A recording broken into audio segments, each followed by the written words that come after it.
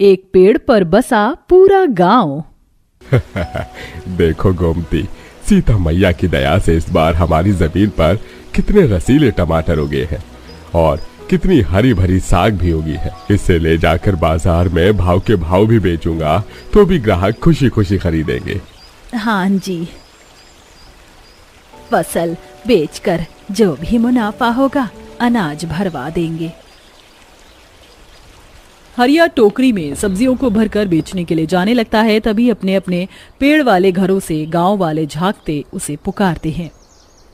ओ हरिया काका, सवेरे सवेरे इतनी ताजी भाजी लेकर कहाँ चल दिए? अरे काका, कभी हम पेड़ वाले गांव वालों को भी इतनी ताजी सब्जियां खिला दिया करो, बाजार का दाम हम ही दे देंगे।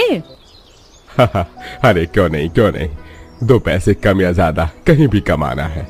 गांव वाले बाहर निकलकर हरिया से सब्जियां खरीदने लगते हैं। 2 आदमी रस्सी के सहारे पेड़ों पर टिके मधुमक्खी के छत्तों से शहद निकालते और कुछ लोग लकड़ियां काटते नजर आ रहे थे। तभी जगिया रोते रोते बाहर आता है। माँ देखो, चीनी ने मेरी कॉपी फाड़ दी। मेरे पास तो गोंद भी नहीं है, अब इसे चिपकाऊंगा कैसे? यहाँ तो कोई दुकान भी नहीं है। दुकान नहीं है मगर हमारा ये पेड़ का गांव तो है मेरे राजा बेटा। ऐसे क्यों रोता है? पेड़ तो हर चीजों का भंडार है। पेड़ हमें क्या नहीं देता? फल, सब्जियां, गोंद, दवाई, लकड़ी, सब कुछ। मैं अभी तेरे पन्ने जोड़ देती हूँ।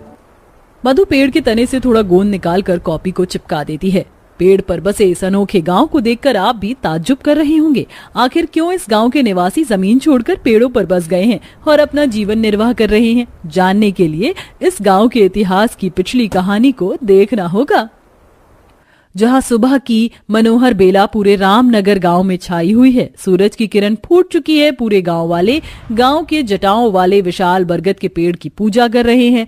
गांव वालों की मान्यता है कि पेड़ में देवता बसते हैं, इसलिए उनकी पीढ़ियां और पुरखे भी पेड़ों को पूजते आए हैं।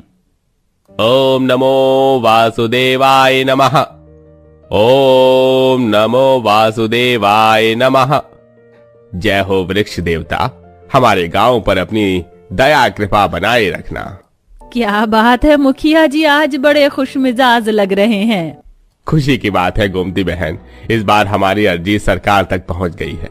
बस एक बार सरकार की नजर हमारे गरीब गांव पर पड़ गई तो हमारे गांव की कच्ची जमीन पक्की जमीन में बदल जाएगी। हमारे भी गांव में पक्की सड़कें होंगी, पक्के घर होंगे। वृक्ष देवता करे ऐसा ही हो मुखिया जी। मैं तो मन्नत का धागा भी बांध रखी हूँ। रामनगर गांव के निवासी अतः गरीबी में अपना जीवन गुजर बसर कर रहे हैं। गांव में जमीन तो बहुत है मगर बंजर होने की वजह से कोई उन जमीनों पर खेती बाड़ी नहीं उगा पाता है। साथ ही गांव के अंदर रोजगार का अवसर भी ना के बराबर मौजूद है। दुखियारी गांव वाले फिर भी हर दशा में एक दूसरे के दुख सुख में बने रहते हैं और प्रेम भाव से रहते हैं। देखते देखते सर्दियों के मौसम की शुरुआत हो जाती है और एक दिन बहुत ही भयंकर बर्फ का तूफान उठता है जिससे गांव के सारे घर उजड़ जाते हैं। सब लोग अपनी टूटे हुए झोपड़ियों में मड़ई को देखकर रोते और विलाप करते हैं। ये राम जी, ये क्या हो गया? तिनका तिनका जोड़कर हम गरीब गांव वालों ने अपना घर तैयार किया था और एक ही झोंके में हमारा गांव उजड़ गया। अब हम कहाँ जाएंगे? चलिए सब लोग मुखिया जी के पास चलते हैं, अब तो उन्हीं का आसरा है। सारा गांव दुखी मन से मुखिया जी के पास आते हैं मगर उनका घर भी तूफान में उजड़कर मलबा बना हुआ था। सबकी आशाएं टूट गई थी। गांव में उस पुराने पेड़ के अलावा कुछ भी नहीं बचा था। हे भगवान, ये ठंड सही नहीं जा रही है। चलो सब लोग पेड़ के नीचे चलते हैं। सब लोग पेड़ के पास आते हैं। तभी मुखिया जी पेड़ को एक टक निहारते हुए बोलते हैं, क्यों ना हम सब लोग इस पेड़ पर बस जाएं। इस बार इस कच्ची जमीन पर घास फूस का घर बनाने से बढ़िया हम इस पेड़ पर ही बस जाएं।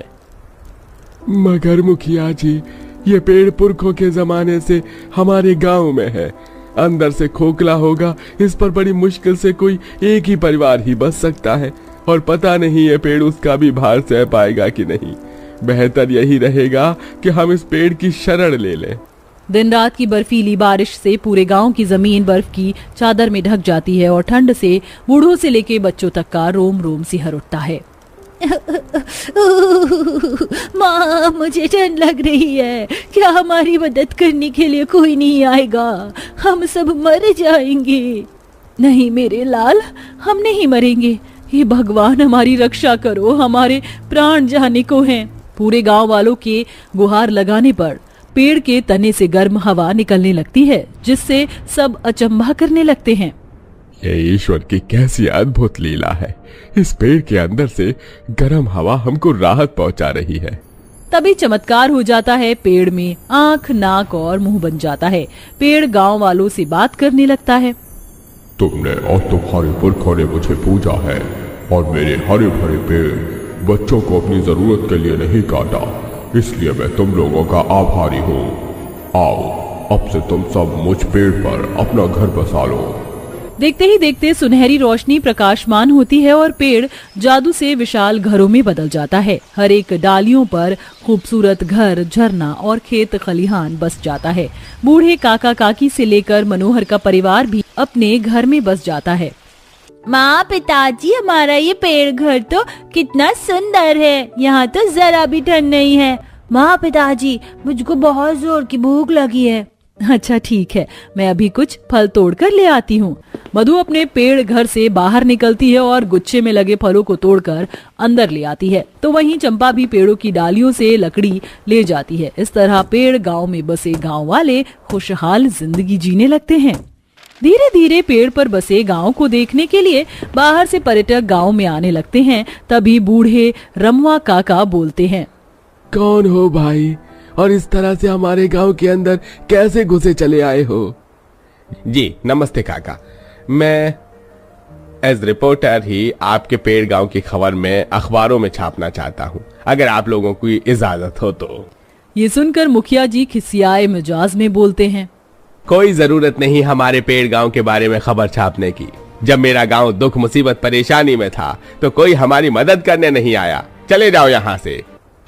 देखिए काका, मैं आपकी भावनाओं की कदर करता हूँ, लेकिन मैं आपको विश्वास दिलाता हूँ इस खबर के बाद आपके इस पेड़ पर बसे गांव में मैं बदलाव लेके आऊंगा। ये सुनकर गांव वाले उस पर्यटक को पूरा पेड़ गांव दिखाते हैं, उसका आदर भाव करते हैं। वाकई आप लोगों का पेड़ पर बसा गांव जमीन पर बसे गांव के मुकाबले बहुत सुंदर है और यहाँ कितनी सुकून और शांति है। खास करके इन चिड़ियों के चहचहाने की आवाज बहुत सुंदर है। इसीलिए तो हमारे गांव ने प्रकृति के साथ संतुलन बनाकर यह अनोखा काम किया है। आज कल मानव अंधाधुंध पेड़ों की कटाई करते हैं घर बनाने के लिए, लेकिन हमारे इस पेड़ ने हम बेघर गांव वालों को खुद ही अपनी छाया में घर प्रदान किया है। इसलिए हम यहीं पर बहुत खुश हैं। हमें पक्के घर नहीं चाहिए। इसके पश्चात रिपोर्टर गांव से चला जाता है। धीरे धीरे पेड़ पर बसे गांव वालों की खबर हेडलाइंस बन जाती हैं, जिससे सरकार की नजर उस गांव पर पड़ती है और गांव के हालात बदल जाते हैं। सड़कें पक्की हो जाती हैं और सब लोग मिलकर पेड़ का धन्यवाद देते हैं। देखो, आज हमारे इस पेड़ ने हमें गरीबी से भी बचा लिया। अब हमारा गांव हर तरह से संपन्न हो रहा है। ठीक कहा हरिया चाचा, इंसानों के मुकाबले प्रकृति हमारा हर कदम पर साथ निभाती है। धन्यवाद प्यारे पेड़, तुमने कठिन समय में हमें शरण दिया। गांव वालों का धन्यवाद सुनकर पेड़ मुस्कुरा कर कहता है, चंपा, तुम लोगों ने हमें जीवन दान दिया है, मगर आज मानवता ही हमारा संहार कर रही है। लोग अपना आशियाना बनाने के लिए हमें काट डालते हैं, लेकिन वो ये नहीं जानते कि हमसे ही उनका कल है और हमसे उनका आज। हम नहीं तो वो नहीं। यदि हम मिट गए तो वो भी सांस नहीं ले पाएंगे, वो भी मर जाएंगे। मैं हमेशा इस गांव की मदद के लिए बना रहूंगा। पूरा गांव खुशियों से अपने मकानों में बस जाते हैं, लेकिन सुकून की तलाश में वह अपने पेड़ घर में भी आया जाया करते थे और जमीन से ज्यादा उन्हें पेड़ घर में शांति मिलती थी। अरे, ये तो कोई जादुई गुफा है। बाहर से कोयले की और अंदर देखो, पूरा आलीशान महल है। महल। हमने सोचा था दोनों माँ बेटी गांव से निकल जाने के बाद दर दर की ठोकरें खाएंगे, रोती रहेंगी, लेकिन हमें क्या पता था कि ये लोग ऐश से अपनी जिंदगी काटेंगे। अरे भाई, मुझे तो लगा ये कल को वापस आएंगे हमारे पास और पैरों में गिरकर माफी भी मांगेंगे कि हमसे गलती हो गई, माफ कर दो, गांव में रहने के लिए थोड़ी जगह दे दो। लेकिन इन लोगों के हाथ में कोई जादुई गुफा लग गई है ना, तभी तो ये लोग अब हमें अकड़ दिखा रहे हैं। कोई बात नहीं, इनके हाथ में जो भी गुफा लगी है अब तो ये हमारे हाथ में है ना, और अब वापस से दोनों माँ बेटी के वही दिन शुरू होने वाले हैं। जिसको जो भी पसंद आ रहा है इस गुफा से वो ले सकता है, कोई हमें रोकने वाला नहीं है। गांव वाले कोयले की गुफा से महंगी महंगी चीज उठाने लगते हैं, लेकिन तभी अचानक से एक चिंगारी निकलती है और उसे गुफा में आग लगने लग जाती है। अरे अरे बचाओ, अरे बचाओ कोई हमें, अरे आग लग गई है, हम कैसे निकलेंगे यहाँ से? यहाँ बाहर का रास्ता भी नहीं दिख रहा। ये कैसी अद्भुत गुफा थी जो बाहर से कोयले की है और अंदर से आलीशान महल की तरह है, और गांव वालों के जाते ही उस गुफा में आग कैसे लग गई? कहानी के पीछे भाग में ही इस गुफा की सारी सच्चाई छुपी है, इसीलिए हम पीछे भाग में चलते हैं। राधा छोटे से गांव में अपनी बेटी शिवांगी के साथ रहती थी और एक छोटी सी झोपड़ी में अपने जैसे तैसे रहते थे। एक शाम राधा खेत से घर लौटती है। माँ, हम कब तक इस गांव में रहेंगे? मुझे इस गांव में बिल्कुल नहीं रहना। कोई हमसे सीधे मुंह बात तक नहीं करता, और अगर हमसे कुछ बात करने आ भी रहा हो तो वह अपने मतलब से ही बात करने आता है। पर हम क्या कर सकते हैं? लोग इस बात का फायदा उठाते हैं कि हमारे घर में किसी आदमी का साया नहीं है। तेरे पिता तो बचपन में ही मर गए, पर मैं तो हूँ ना। तू अपनी माँ के होते हुए क्यों डर रही है? दोनों बेटी सारी कमियों के बावजूद भी उस गांव में जैसे तैसे रह रही थी। कुछ दिनों बाद राधा थोड़ी सी जमीन जिसमें खेती करती है वहां जाती है। अरे भैया, ये तो मेरा खेत है, आपने मेरे खेत में अपना खेत क्यों ले आए? यहाँ से तो मेड़ जाती है। तो क्या हुआ? वैसे भी बिना किसी आदमी के मदद के तुम लोग कुछ भी नहीं कर पाते, इसीलिए मैंने ले ली। आप ये क्या बात कर रहे हैं? एक तो आपने गलती की, ऊपर से गलती पर अकड़ भी रहे हैं। अभी तो बस अकड़ रहा हूँ, अगर मेरी बात नहीं मानोगे तो जो बची हुई कुछ जमीन है ना वो भी ले लूंगा। उस आदमी की धमकी सुनकर राधा कुछ नहीं कहती और चुपचाप घर आ जाती है। घर आते ही राधा की पड़ोसन सुशीला आती है। अरे राधा बहन, कैसी हो? आजकल तो दिखती ही नहीं। बस काम में ही लगी रहती हूँ। वैसे राधा बहन, मैं यहाँ शिवांगी के लिए आई हूँ। मेरा भाई है, उसके रिश्ते की बात चला दो अपनी बेटी से। हाँ, उम्रदार है, थोड़ा पीता भी है, लेकिन तुम्हारी बेटी को इससे अच्छा तो कोई मिलेगा नहीं। उसका तलाक हो गया है पीने की वजह से, 2 बच्चे हैं, ठीक है ना? रिश्ता लगा देती हूँ। ये कैसी बातें कर रही हैं? अरे आपकी खुद की एक जवान बेटी और मेरी बेटी की जिंदगी खराब करने के बारे में सोच रही हैं। निकल जाइए, मैं ऐसे लोगों से बात तक करना पसंद नहीं करती। राधा सुशीला को घर से निकाल देती है। कुछ दिनों बाद राधा की जब थोड़ी सी जमीन बची थी वो भी गांव वाले हड़प लेते हैं। गांव वाले पता नहीं क्यों हमारा इतना खून पीते हैं। माँ, मैं तो कब से कह रही हूँ कि हमें इस गांव को छोड़ देना चाहिए। हम गांव छोड़कर कहीं नहीं जा सकते हैं, हमें यहीं रहना पड़ेगा, जैसा आपको सही लगे। कुछ दिनों बाद शिवांगी घर के बाहर वाले बाथरूम में नहा रही होती है कि तभी पेड़ से कुछ आवारा लड़के झांकने लड़के हैं। देख देख, नहाते हुए कितनी मस्त लगती है। तभी वहां शिवांगी की माँ आती है और ये सब देख लेती है। कैसे निकम्मे हो, तुम्हारे घर में माँ बहन नहीं। रुको, तुम्हें अभी बताती हूँ मैं। अरे भाग भाई, उसकी माँ आ गई। राधा उन लड़कों को तो भगा देती है, लेकिन अब राधा गांव में रहने को तैयार नहीं थी। शिवांगी, हम अब इस गांव में नहीं रहेंगे। अब तक मैं इसलिए चुप थी क्योंकि तेरी इज्जत पर कभी बात नहीं आई, लेकिन मुझे अब इस गांव में बिल्कुल नहीं रहना है। अब हम इसी समय इस गांव को छोड़कर जा रहे हैं। दोनों उसी समय गांव छोड़कर जाने लगते हैं। ठंड का मौसम था और सुनसान सड़क पर दोनों को काफी ज्यादा ठंड लग रही थी। माँ, बहुत ज्यादा ठंड लग रही है, हम कहाँ जाएंगे? हमने कहीं गलती तो नहीं कर दी गांव छोड़कर? नहीं, कोई गलती नहीं करी है। जहाँ हमारा सम्मान नहीं, वहाँ हम नहीं। मैं अपनी बेटी पर कोई आंच नहीं आने दे सकती थी। और तू चिंता मत कर, हमें कहीं ना कहीं से कुछ रहने की जगह तो मिल ही जाएगी। दोनों इधर उधर जंगल में भटकने लगते हैं। तभी राधा को एक कोयले की गुफा दिखती है। देख देख शिवांगी बेटा, कोयले की गुफा, हम वहाँ रह सकते हैं। ठंड में ये जगह भी बहुत अच्छी लग रही है, चलो हम वहीं पर रहते हैं। दोनों माँ बेटी कांपते हुए कोयले की गुफा में जाते हैं और वहाँ रहने लगते हैं। माँ, यहाँ तो ठंड लग रही है, लेकिन आग भी नहीं जला सकते। अगर आग जलाई तो पूरी कोयले की गुफा जल जाएगी और हम भी। कोई बात नहीं, हम यहाँ आग नहीं जला सकते तो क्या हुआ, हम यहाँ से कोयला ले जाकर बाहर तो आग जला ही सकते हैं ना। राधा और शिवांगी वहाँ से कुछ कोयले इकट्ठा करती है और बाहर जाकर आग जलाती है। माँ, कोयले की वजह से मेरे पूरे कपड़े ही काले काले हो गए हैं। कोई बात नहीं, अब की बार हम जाएंगे ना तो जमीन पर पत्ते बिछा देंगे, इससे ठंड भी नहीं लगेगी और कपड़े गंदे भी नहीं होंगे। और माँ, भूख का क्या करें? बेटा थोड़ा सब्र कर, यहाँ कहीं आसपास फल होगा तो मैं तुझे दे दूंगी। राधा पेड़ से फल तोड़कर लाती है और दोनों माँ बेटी फल खाते हैं और रात के समय कोयले की गुफा में ही पत्ते बिछाकर सो जाते हैं।